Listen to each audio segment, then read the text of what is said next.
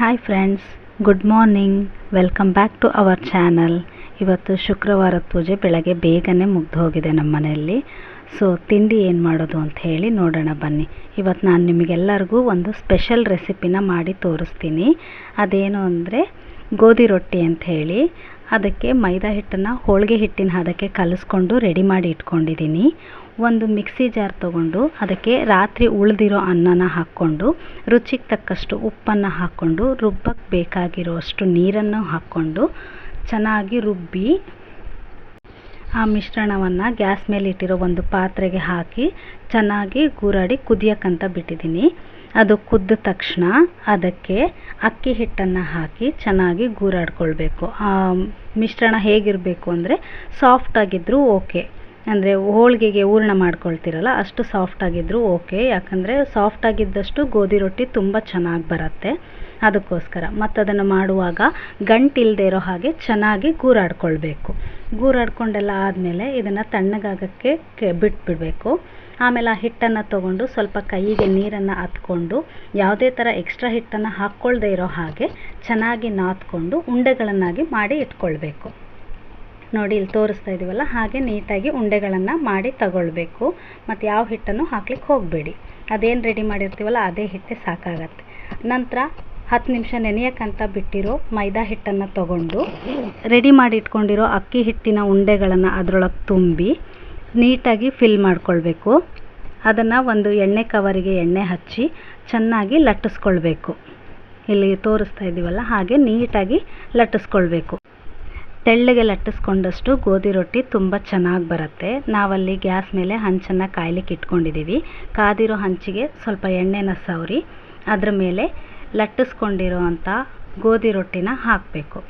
ಹಾಕಿ ಅದ್ರ ಮೇಲೆ ಸ್ವಲ್ಪ ಎಣ್ಣೆನ ಹಾಕಬೇಕು. ಎಣ್ಣೆ ಹಾಕೋದ್ರಿಂದ ಅದು ಕ್ರಿಸ್ಪಿಯಾಗಿ ಚೆನ್ನಾಗಿ ಬರುತ್ತೆ. ಎರಡೂ ಕಡೆ ನೀಟಾಗಿ ಬೇಯಿಸ್ಕೊಳ್ಬೇಕು ಗೋಧಿ ರೊಟ್ಟಿನ. ಅಂದರೆ ಕೆಂಪಾಗೋ ಥರ ಅಲ್ಲ, ಸ್ವಲ್ಪ ಗೋಲ್ಡನ್ ಬ್ರೌನ್ ಬರೋ ಥರ ಎರಡೂ ಮುಖನ ನೀಟಾಗಿ ಬೇಯಿಸ್ಕೊಳ್ಬೇಕು. ಇಲ್ಲಿ ತೋರಿಸ್ತಾ ಇದ್ದೀವಲ್ಲ ಹಾಗೆ. ಈಗ ರೆಡಿಯಾಗಿರೋವಂಥ ಗೋಧಿ ರೊಟ್ಟಿಗೆ ಹಚ್ಕೊಂಡು ತಿನ್ನಲಿಕ್ಕೆ ಹೀರೆಕಾಯಿ ಪಲ್ಯನ ಮಾಡ್ತಾಯಿದ್ದೀವಿ. ಅದನ್ನು ನಮ್ಮ ಸ್ಟೈಲಲ್ಲಿ ಹೇಗೆ ಮಾಡೋದು ಅಂತ ತೋರಿಸ್ಕೊಡ್ತೀನಿ. ಒಂದು ಪಾತ್ರೆಗೆ ಎಣ್ಣೆ ಕಾಯಕ್ಕಿಟ್ಟು ಅದಕ್ಕೆ ಸಾಸಿವೆ ಜೀರಿಗೆ ಎಲ್ಲ ಹಾಕಬೇಕು. ಆಮೇಲೆ ಅದಕ್ಕೆ ಹಸಿಮೆಣಸು ಶುಂಠಿ ಬೆಳ್ಳುಳ್ಳಿ ಹಾಕಿ ಪೇಸ್ಟ್ ಮಾಡಿರೋವಂಥ ಪೇಸ್ಟನ್ನು ಹಾಕಿ ಸ್ವಲ್ಪ ಹುರ್ಕೊಳ್ಬೇಕು. ಆಮೇಲೆ ಸಣ್ಣಕ್ಕೆ ಹೆಚ್ಚಿರೋವಂಥ ಈರುಳ್ಳಿನ ಹಾಕ್ಕೊಂಡು ಅದನ್ನು ಸ್ವಲ್ಪ ಫ್ರೈ ಮಾಡಬೇಕು. ಈರುಳ್ಳಿ ಬೇಯಬೇಕು ಅನ್ನೋ ಕಾರಣಕ್ಕೆ ಒಂದು ಚಿಟಿಕೆ ಉಪ್ಪನ್ನು ಹಾಕಿದ್ದೀವಿ. ಕರಿಬೇವನ್ನು ಸಹ ಹಾಕ್ಕೊಳ್ಬೇಕು. ಒಂದು ಚಿಟಿಕೆ ಉಪ್ಪನ್ನು ಹಾಕಿ ಚೆನ್ನಾಗಿ ಗೂರಾಡ್ಕೊಳ್ಬೇಕು. ಸ್ವಲ್ಪ ಈರುಳ್ಳಿ ಬೇಯ್ತಿದ್ದ ಹಾಗೆ ಹೆಚ್ಚಿಟ್ಕೊಂಡಿರೋ ಹೀರೆಕಾಯನ್ನು ಕೂಡ ಹಾಕಬೇಕು. ಹೆಚ್ಚಿಟ್ಕೊಂಡಿರೋ ಹೀರೆಕಾಯಿ ಎಲ್ಲ ಹಾಕಿದ ಮೇಲೆ ಅದನ್ನು ಒಂದು ಸಲ ಗೂರಾಡಿಕೊಂಡು ಅದಕ್ಕೆ ಬೇಯಕ್ಕೆ ಬೇಕಾಗಿರೋಷ್ಟು ಉಪ್ಪು ಮತ್ತು ನೀರನ್ನು ಹಾಕಿ ಒಂದು 10 ನಿಮಿಷ ಬೇಯಲಿಕ್ಕೆ ಬಿಡಬೇಕು. ತುಂಬ ಮೆತ್ತಗಾಗೋ ತನಕ ಬೇಯಿಸ್ಕೊಳ್ಳೋದು ಬೇಡ. ಸ್ವಲ್ಪ ಕ್ರಂಚಿಯಾಗಿದ್ದರೆ ಪಲ್ಯ ಚೆನ್ನಾಗಿರುತ್ತೆ. ಸೊ ಈಗ ಹೀರೆಕಾಯಿ ಆಲ್ಮೋಸ್ಟ್ ಬೆಂದಿದೆ. ಬೆಂದಿರೋಂಥ ಹೀರೆಕಾಯಿಗೆ ಒಂದು ಬಟ್ಲಲ್ಲಿ ಸಾಂಬಾರು ಪುಡಿ, ಹುರ್ಗಡ್ಲೆ ಪುಡಿ ಮತ್ತು ಹುಚ್ಚೆಳ್ಳು ಅಂತ ಸಿಗುತ್ತೆ. ಅದು ನೋಡಲಿಕ್ಕೆ ಸ್ವಲ್ಪ ಕಪ್ಪು ಜೀರಿಗೆ ಥರ ಇರುತ್ತೆ. ಅದನ್ನು ಹುರ್ಕೊಂಡು ಪುಡಿ ಮಾಡಿ ಇಟ್ಕೊಂಡಿರ್ತೀವಿ. ಆ ಪುಡಿನೂ ಕೂಡ ಹಾಕಿ ಒಂದು ಬಟ್ಲಲ್ಲಿ ನೀರು ಹಾಕಿ ಕಲಸಿ ಅದನ್ನು ಬೆಂದಿರೋವಂಥ ಹೀರೆಕಾಯಿಗೆ ಹಾಕಿ ಚೆನ್ನಾಗಿ ಮಿಕ್ಸ್ ಮಾಡಬೇಕು. ನಾವು ಬಟ್ಲಲ್ಲಿ ಯಾಕೆ ಕಲಸಿ ಹಾಕ್ತಾಯಿದ್ವಿ ಅಂದರೆ ಡೈರೆಕ್ಟಾಗಿ ಪೌಡರ್ ಹಾಕೋದ್ರಿಂದ ಹುರ್ಗಡ್ಲೆ ಪುಡಿ ಸ್ವಲ್ಪ ಗಂಟಾಗೋ ಚಾನ್ಸಸ್ ಇರುತ್ತೆ. ಅದಕ್ಕೋಸ್ಕರ ನೀರಲ್ಲಿ ಕಲಸಿ ಹಾಕ್ತಾಯಿದ್ದೀವಿ. ಹುರ್ಗಡ್ಲೆ ಪುಡಿ ಹಾಕೋ ಉದ್ದೇಶ ಪಲ್ಯ ಸ್ವಲ್ಪ ತಿಕ್ಕಾಗಿರಲಿ ಅನ್ನೋ ಕಾರಣಕ್ಕೋಸ್ಕರ ಅಷ್ಟೇ. ಈಗ ಅದನ್ನೆಲ್ಲ ಹಾಕಿ ಅದು ಕುದೀತಾ ಇರೋ ಟೈಮಲ್ಲಿ 1 ರಿಂದ 2 ಟೇಬಲ್ ಸ್ಪೂನಷ್ಟು ಹುಣಸೆ ರಸ ಹಾಕಿ ಸ್ವಲ್ಪ ಬೆಲ್ಲ ಹಾಕಿ ಅದನ್ನು ಸ್ವಲ್ಪ ಕುದಿಲಿಕ್ಕೆ ಬಿಡಬೇಕು. ಹುಚ್ಚೆಳ್ಳು ಹಾಕೋ ಕಾರಣ ಪಲ್ಯ ರುಚಿ ಚೆನ್ನಾಗಾಗತ್ತೆ ಅನ್ನೋದಕ್ಕೋಸ್ಕರ ಹುಚ್ಚೆಳ್ಳನ್ನು ಬಳಸ್ತಾ ಇದ್ದೀವಿ ನಾವು. ಇದನ್ನೆಲ್ಲ ಹಾಕಿ ಪಲ್ಯ ಕುದೀತಾ ಇದೆ.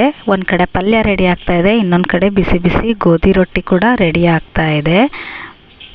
ಇದು ತಿನ್ನೋಕ್ಕೆ ತುಂಬ ರುಚಿಯಾಗಿರುತ್ತೆ. ನೀವು ಒಂದ್ಸಲ ಟ್ರೈ ಮಾಡಿ. ನನ್ನ ತಿಂಡಿ ಕೂಡ ರೆಡಿಯಾಗಿದೆ. ನನ್ನ ದೊಡ್ಡ ಮಗಳು ಕೂಡ ಸ್ಕೂಲಿಗೆ ರೆಡಿಯಾಗಿ ತಿಂಡಿ ತಿಂತಾ ಇದ್ದಾಳೆ. ಬಾಯ್ ಮಾಡಿ. Hi friends, welcome back to our channel. ನಾವೀಗ ಇಬ್ಬರು ಸೇರಿ ಮಕ್ಕಳನ್ನು ಸ್ಕೂಲಿಂದ ಕರ್ಕೊಂಡು ಬರೋಕ್ಕೆ ಹೋಗ್ತಾ ಇದ್ದೀವಿ. ಈಗ ಮಕ್ಕಳು ಸ್ಕೂಲನ್ನು ಕರ್ಕೊಂಬರೋಕ್ಕೆ ಅಂತ ಹೋಗ್ತಾ ಇದ್ದೀವಿ. ರೋಡ್ ಕ್ರಾಸ್ ಮಾಡಿ ಈ ಕಡೆ ಬರಬೇಕಾದ್ರೆ ಸಾಕಾಯಿತು. ಅಂತೂ ಇಂತೂ ರೋಡ್ ಕ್ರಾಸ್ ಮಾಡಿ ಟ್ರಾಫಿಕ್ ದಾಟ್ಕೊಂಡು ಮಕ್ಕಳ ಸ್ಕೂಲ್ ಹತ್ರ ರೀಚ್ ಆಗಿದ್ದೀವಿ. ಈಗ ನಮ್ಮ ಮಕ್ಕಳು ಏನು ಮಾಡ್ತಿದ್ದಾರೆ ಅಂತ ನೋಡಿಕೊಂಡು ಕರ್ಕೊಂಡು ಬರೋಣ ಬನ್ನಿ.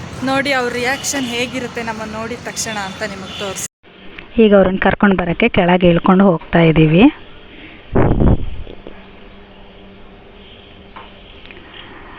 ನಮ್ಮನ್ನು ನೋಡಿದ ತಕ್ಷಣ ಅವರು ಕ್ಲಾಸಲ್ಲೆಲ್ಲ ಏನಾಯಿತು ಅನ್ನೋದನ್ನು ನಮಗೆ ಫುಲ್ಲು ರಿಪೋರ್ಟ್ ಮಾಡೋಕ್ಕೆ ಅವರು ಫುಲ್ ಎಕ್ಸೈಟ್ ಆಗಿರ್ತಾರೆ.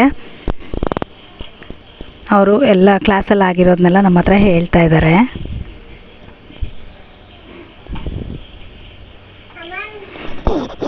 ಈಗ ಕ್ಲಾಸಿಂದ ಹೊರಗೆ ಬಂದ್ವಿ. ಟಾಯ್ಸ್ ಜೊತೆ ಆಟ ಆಡಿಕೊಂಡು ಟೈಮ್ ಸ್ಪೆಂಡ್ ಮಾಡಿಕೊಂಡು ಬಂದಾಯ್ತು. ಈಗ ನಾವು ನೋಡಿದ್ರಲ್ಲ ಫ್ರೆಂಡ್ಸ್, ಇದಾಗಿತ್ತು ನಮ್ಮ ಇವತ್ತಿನ ವಿಡಿಯೋ. ನಿಮಗೆ ನಮ್ಮ ವಿಡಿಯೋ ಹಾಗೆ ಇವತ್ತು ನಾವು ಮಾಡಿದಂಥ ಸ್ಪೆಷಲ್ ರೆಸಿಪಿ ಹೇಗೆ ಅನ್ನಿಸ್ತು ಅಂತ ಹೇಳಿ, ಅದನ್ನು ನೀವು ಕೂಡ ಮನೇಲಿ ಟ್ರೈ ಮಾಡಿ ನಮ್ಮ ಕಮೆಂಟ್ ಬಾಕ್ಸಲ್ಲಿ ಕಮೆಂಟ್ ಮಾಡಿ. ಹಾಗೆ ನಮ್ಮ ವೀಡಿಯೋಸ್ಗಳನ್ನು ಶೇರ್ ಮಾಡಿ, ನಮ್ಮ ಚಾನಲ್ಗೆ ಆದಷ್ಟು ಸಬ್ಸ್ಕ್ರೈಬ್ ಆಗಿ ಸಪೋರ್ಟ್ ಮಾಡಿ. ಹೀಗೆ ನಾನು ಮುಂದಿನ ವಿಡಿಯೋದಲ್ಲಿ ನಿಮ್ಮ ಜೊತೆ ಸಿಗ್ತೀನಿ. ಅಲ್ಲಿ ತನಕ ಎಲ್ಲರಿಗೂ ಬಾಯ್ ಬಾಯ್, ಸಿ ಯು.